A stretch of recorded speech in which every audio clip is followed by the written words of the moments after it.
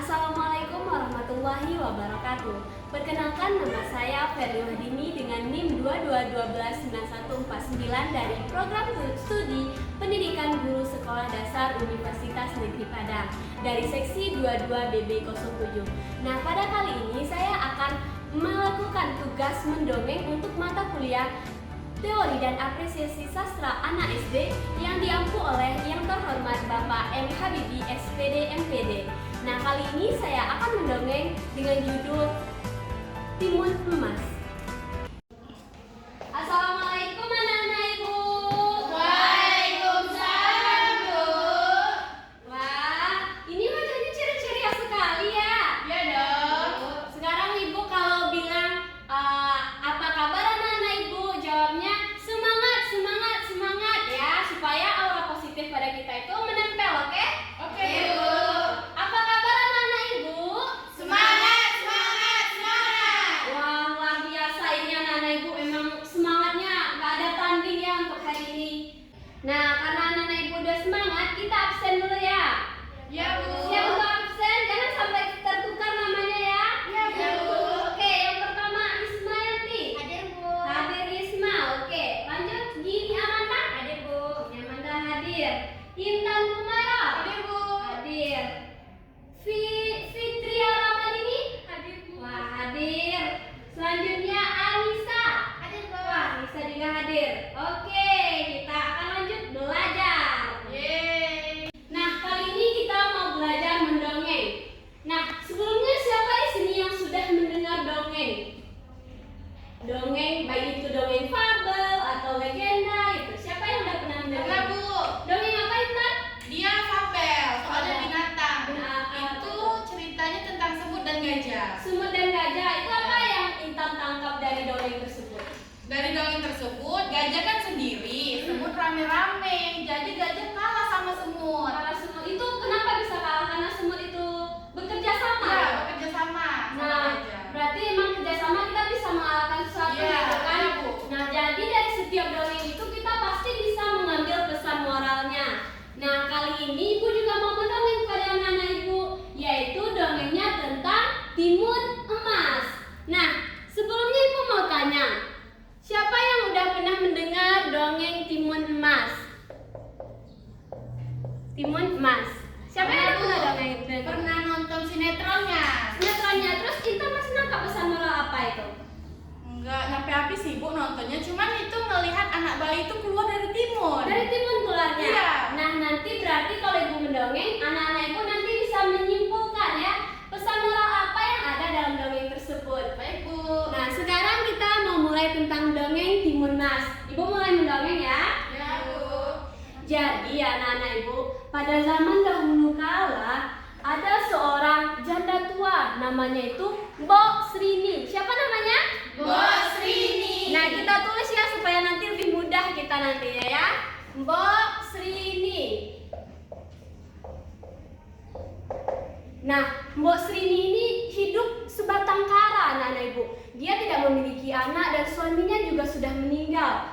Kerjanya setiap hari itu mengumpulkan kayu bakar ke hutan. Tapi itu cukup untuk hidupnya karena dia hanya sendiri. Nah, kemudian pada suatu hari Mbok Srini kelelahan dan kemudian dia duduk di bawah pohon besar anak-anak Ibu. Di bawah pohon besar kemudian dia duduk kan gini. Terus dia bilang, "Andai saja aku memiliki seorang anak, pasti aku tidak akan kelelahan. Dia pasti bisa membantuku bekerja." Nah, mendengar itu kita pasti sedih kan, seorang janda tua yang tidak memiliki anak. Kemudian tiba-tiba raksasa datang. Raksasa datang. Hai ibu tua, mana anakmu? Aku ingin makan, aku lapar, kata raksasa tersebut. Nah, kalau anak-anak Ibu bertemu raksasa, apa yang bakalan anak-anak Ibu rasakan? Lari. Lari kan, takut gitu kan. Nah, Mbak Srini ini dia sudah tua. Kalau mau lari itu susah. Jadi dia udah berpikir, masa ini sepertinya bahaya, aku akan mati di sini, kata Mbak Srini kan. Terus dia jawab, "Raksasa, jangan makan aku, raksasa, jangan makan aku. Aku tidak memiliki anak, raksasa." Terus, "Kamu berbohong kepadaku. Mana anakmu? Aku ingin makan," kata raksasa.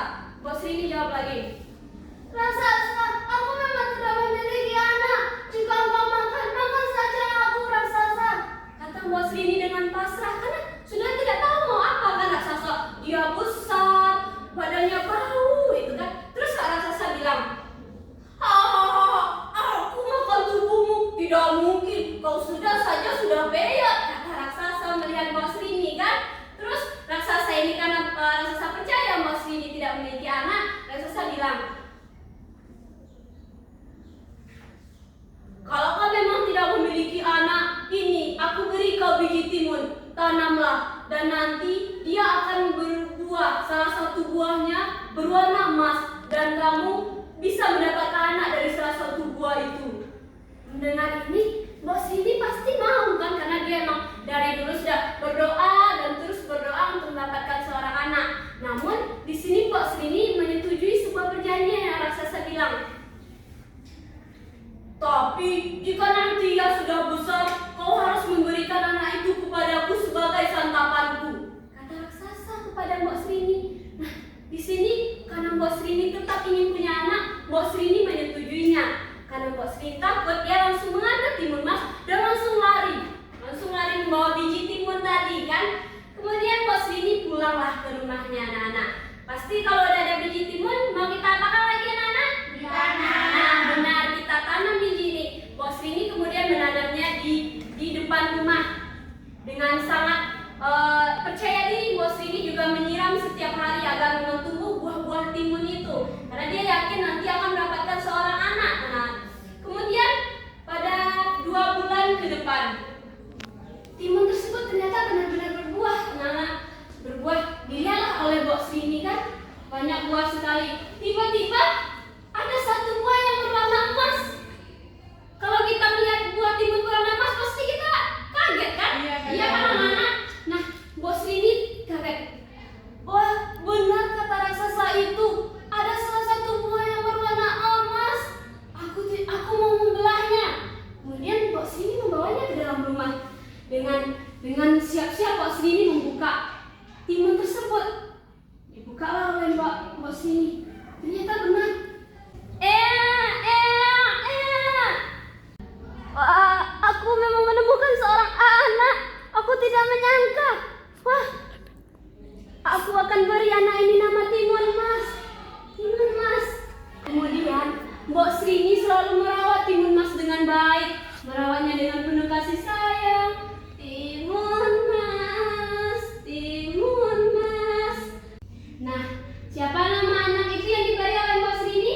Timun Mas. Nah, kita tulis dulu ya Timun Mas di sini. Timun emas. Oke, Timun Mas. Kemudian setelah Timun Mas beranjak dewasa, Mbok Srini teringat janjinya kepada raksasa. Raksasa yang besar tadi kan, raksasa. Di sini kita tambah tokohnya raksasa. Apa janjinya dengan raksasa tadi? Ada yang tahu anak-anak? Janji Mbok Srini dengan raksasa? Kalau sudah besar, timun emas harus diberikan kepada raksasa. Nah, benar Isma. Kalau sudah besar, Mbok Srini berjanji akan memberikan timun emas kepada raksasa. Kemudian Mbok Srini berpikir, tiap hari selalu berpikir bagaimana caranya supaya timun emas tidak diberikan kepada raksasa. Hingga pada suatu hari raksasa datang. Mbok, di mana anak itu? Aku ingin menyantapnya. Mana dia? Mbok Srini takut, tapi Mbok Srini sudah punya ide. Mbok bilang kalau timun emas masih kecil. Maaf raksasa, timun emas masih kecil, dagingnya juga masih belum enak. Bagaimana jika engkau datang 2 tahun lagi? Kata Mbok Srini. Kemudian raksasa menyetujui. Baiklah, aku akan datang 2 tahun lagi. Ketika itu kau harus memberikan timun emas kepadaku untuk santapanku. Kemudian raksasa pergi meninggalkan Mbok Srini. Kemudian Mbok Srini terus berpikir dan berdoa bagaimana caranya menyelamatkan timun emas dari raksasa tersebut.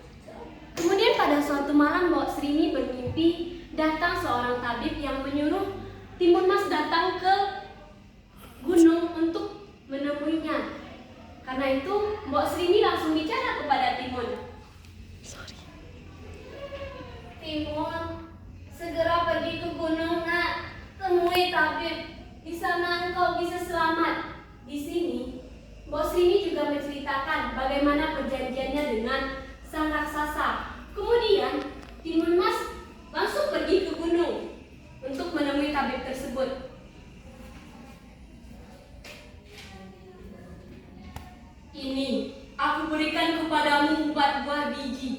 kau lempar ketika kau sedang membutuhkan bantuan. Timun Mas menerima. Baik Pak Tabib, terima kasih. Timun Mas. Kemudian Timun Mas pulang. Ternyata ketika Timun Mas pulang, dia melihat di rumahnya sudah ada raksasa. Mbok, di mana Timun Mas? Aku ingin memakan Timun Mas sekarang. Kemudian Mbok Srini melihat Timun Mas dari belakang pohon. Timun, lari Timun. Raksasa melihat Timun, langsung mengejar Timun. Kemudian Timun lari dengan membawa biji tersebut. Kan Timun lari anak-anak. Karena kalau kita dikejar raksasa kita lari bukan? Ya. Lari dari raksasa. Kemudian Timun lari bawa tas bijinya. Timun lari. Timun lari gini kan. Terus raksasa juga mengejar. Timun Mas, lari. Pertama Timun Mas melempar. Saatnya aku mengeluarkan biji ini. Aku lempar saja biji Timun. Wah, dilemparlah oleh Timun Mas. Apa yang terjadi ya anak-anak? Siapa yang tahu apa yang akan terjadi? Tidak ada. Aku lanjutkan. Kemudian biji timun itu berubah menjadi timun yang banyak. Kemudian raksasa tersangkut. Kata raksasa tersebut. Biji timun itu melilit raksasa. Tapi raksasa berhasil lolos dari situ. Kemudian timun berlari lagi. Dilempar biji kedua. Kemudian jarum berubah menjadi bambu yang tajam. Raksasa kesakitan. Aduh, kata raksasa kesakitan anak ibu. Nah, lanjut lagi ternyata raksasa berhasil lolos. Berapa lagi tinggal biji Timun Mas? Dua kan? Nah, dilempar oleh Timun Mas biji ketiga itu garam. Dilempar oleh Timun Mas. Ternyata garam tersebut berubah menjadi lautan anak-anak ibu. Lautan. Raksasa susah berenang. Kata raksasa. Tapi raksasa tetap saja bisa lolos. Ini yang terakhir. Timun melepas. Ini adalah biji terakhir. Biji terakhir ini harus aku lempar. Dilempar oleh Timun Mas kan? Kemudian berubah menjadi terasi. Aku tidak bisa berlari dari sini, kata raksasa. Raksasa kemudian tenggelam di dalam lumpur tersebut. Biji terasi yang berubah menjadi lumpur. Nah, itu cerita tentang Timun Mas. Kita bahas tokohnya. Mbok Srini ini siapa tadi? Ibu Timun Mas. Timun Mas ini yang anak dari Mbok Srini, raksasa yang ingin menjadikan Timun Mas sebagai santapan. Sebelum kita masuk ke pesan moral, Ibu mau bertanya untuk sifat dari masing-masing tokoh setelah anak-anak Ibu mendengarkan dongeng Timun Mas. Yang pertama Mbok Srini. Siapa yang tahu bagaimana karakter dari Mbok Srini? Ayo, siapa yang bisa jawab? Ya gini ya, bagaimana sikapnya gini? Bekerja keras, Bu. Bekerja keras karena Mbok Srini itu bekerja keras untuk kehidupannya, seperti mencari kayu bakar ke hutan dan juga bekerja keras untuk merawat anaknya Timun Mas. Yang kedua yaitu Timun Mas. Bagaimana karakter Timun Mas? Saya Bu, Ya, Anissa, gimana karakternya Anissa?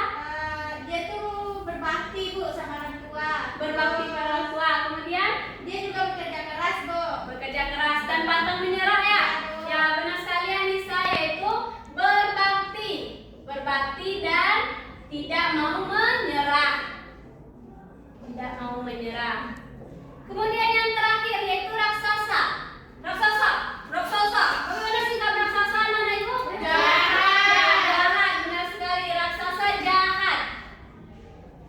Nah, berarti dapat disimpulkan bahwa anak-anak ibu bisa mendengar dan mencerna dongeng ibu dengan baik. Hapus untuk kita dulu. Nah, kali ini ibu mau bertanya sama anak-anak, apa pesan moral dari cerita dongeng Timun Mas? Ya, gini, apa pesan moralnya gini? Selalu yakin kalau setiap ada masalah pasti ada jalan keluarnya. Ya, benar sekali. Tepuk tangan tuh gini. Selalu yakin bahwa setiap masalah ada jalan keluarnya. Yang lagi siapa? Saya Bu. Isma aja sampai apa Isma? Harus waspada dan berani kepada orang yang memiliki niat jahat kepada kita Bu. Kita harus berani untuk melawannya Bu. Gitu. Benar juga kata Isma, tepuk tangan juga